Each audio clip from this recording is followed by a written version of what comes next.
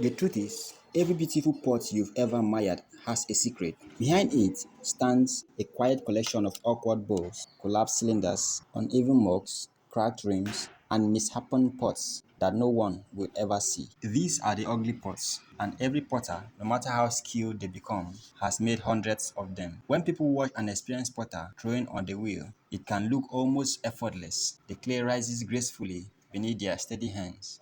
The walls become thinner with each pull, and within minutes, a beautiful form begins to emerge. It's easy to assume that some people are simply born with talent, but talent is only a small part of the story. What you don't see are months or even years spent making pots that lean to one side, cylinders that collapse without warning, bowls that were too thick, and mugs that looked nothing like the ones imagined. Every skilled potter has a history hidden in recycled clay. The truth is, ugly pots are not signs of failure, they are signs of learning. The first time you try to center clay, it wobbles. The first cylinder becomes a cone. The first bowl feels very heavy. The first vase refuses to stand tall. None of it looks the way you hoped, and that's exactly how it's supposed to be. Pottery isn't learned by watching videos or reading books alone. It is learned through repetition. Your hands have to discover things your mind cannot teach them. They must learn how much pressure is enough when the clay is becoming too thin, how to keep the walls even, and what perfectly centered clay actually feels like. Those lessons cannot be memorized, they have to be experienced. Every ugly pot teaches something the beautiful ones cannot. The collapsed bowl teaches patience. The torn wall teaches gentler hands. A cracked base reminds you to compress the clay properly. A loop-sided mug teaches balance.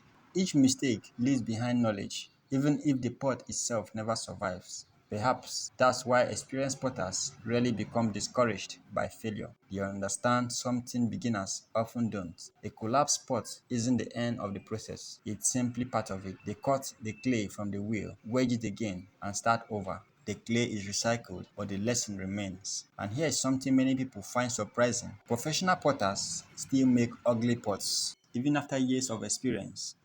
Even after thousands of successful pieces, clay remains unpredictable. A wall may suddenly collapse, a rim may become uneven, a piece may look perfect until the final pull changes everything. The difference is that experienced spotters no longer see these moments as proof that they aren't good enough. They simply see them as another day in the studio. Pottery has a way of changing your relationship with mistakes. Instead of fearing them, you begin to expect them. Instead of becoming frustrated, you become curious. You start asking, what happened? Instead of saying, I failed. That small shift changes everything. Slowly, without even realizing it, the ugly parts begin to improve. The cylinders become straighter, the bowls become lighter, centering feels more natural. Your hands stop fighting the clay and begin listening to it. The wheel become less intimidating and more familiar. Then one day, almost unexpectedly, you throw a pot that feels different.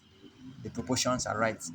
The walls are even. The clay seems to move effortlessly beneath your hands. You step back and wonder, did I really make that? The answer is yes, but not because you suddenly became talented. You made it because of every ugly pot that came before it. Every collapsed cylinder, every uneven bowl, every recycled lump of clay, every frustrating afternoon at the wheel quietly shaped your hands until they knew what to do. The beautiful pot was never created in a single day. It was built piece by piece on the lessons of hundreds of imperfect ones. So if you are standing at the wheel today, staring at another pot that didn't turn out well the way you hoped, don't be discouraged. You are not falling behind. You are not failing. You are simply making the pots that every great potter had to make before they created the ones the world would admire. Because every beautiful pot has a story, and every one of those stories begins with hundreds of ugly pots.